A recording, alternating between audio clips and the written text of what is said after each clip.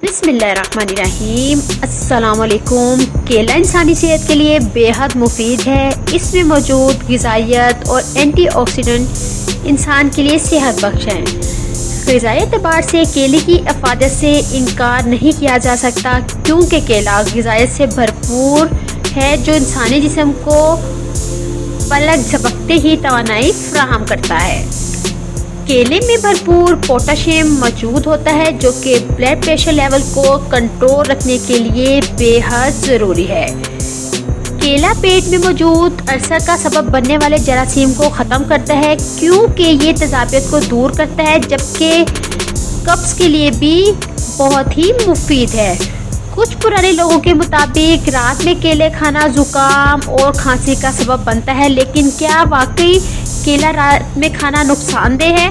आइए जानते हैं।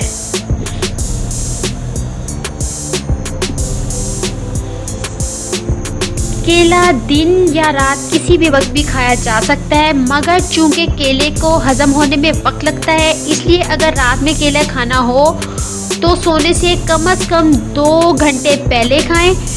केले में मैग्नीशियम की तादाद ज़्यादा होती है और ये हजम होने में वक्त लेता है, इसलिए इसे खाने के फ़ौरन बाद मत सोएं। केले के बहुत से फ़ायदे में साथ साथ ये भी फ़ायदा है कि दिल की धड़कन को नॉर्मल रखता है। केले में सोडियम हाई कार्बोनेट होता है, जो मैदे के लिए बहुत ही मुफीद होता है।